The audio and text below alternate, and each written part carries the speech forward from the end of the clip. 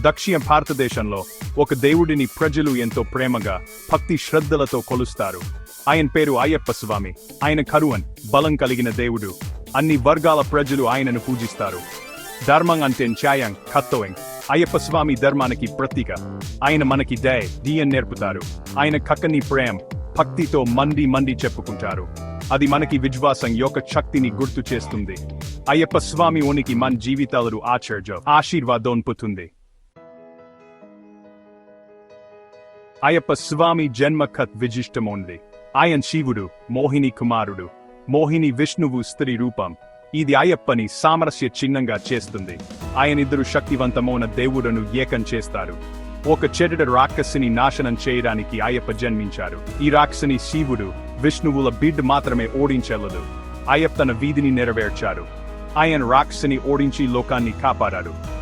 మనకు మంచి చెడుల గురించి నేర్పుతుంది. ఇది అయ్యప్ప ధైర్యాన్ని కూడా చూపిస్తుంది. జన్మించిన తర్వాత అయ్యప్పని అడవిలో వదిలేశారు. అతన్ని ఒక రాజు అడవిలో కనుగొన్నారు. ఆ రాజుకు సంతానం లేదు. అయ్యప్పని చూసి చాలా సంతోషించారు. అతన్ని తన సొంత కొడుకుగా ఇంటికి తీసుకువెళ్లారు. ఒకరోజు రాణికి మరో బిడ్డ కావాలని కోరిక కలిగింది. ఆమె రాజును మోసం చేసింది.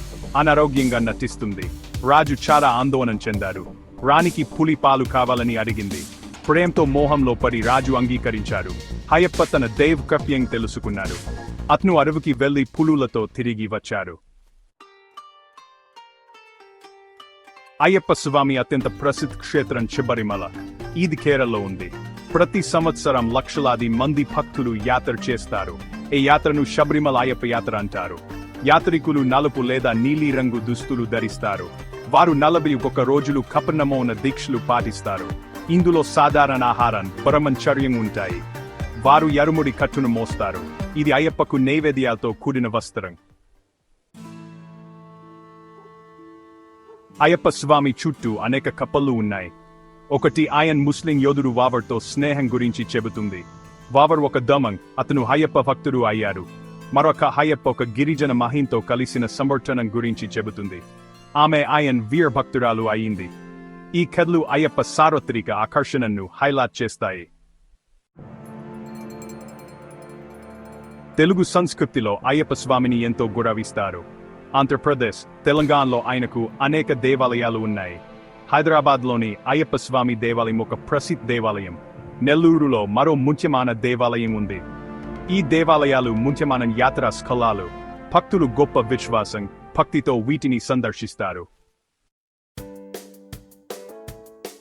అయ్యప్ప స్వామి విశ్వాసం యొక్క శక్తిని నొక్కి చెబుతుంది.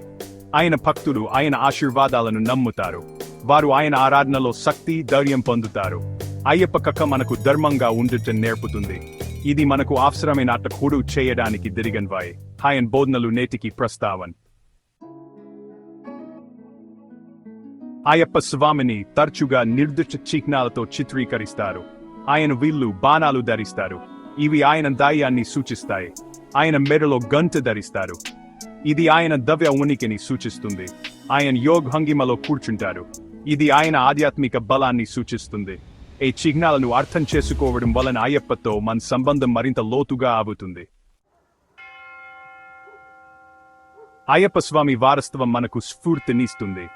ఆయన మనకు ధర్మం, ధైర్యం, భక్తి గురించి నేర్పుతుంది. మంచి ఎల్లప్పుడూ చెడుపై గెలుస్తుందని ఆయన మనకు గుర్తు చేస్తారు. కాక్యత కరుణ గురించి ఆయన సందేశం శాశ్వతమైనది. అయ్యప్ప స్వామి తరతరాలుగా చెప్పబడుతుంది. ఇది ప్రేమ, ఆచ యొక్క సందేశాన్ని వ్యాప్తి చేస్తూనే ఉంటుంది.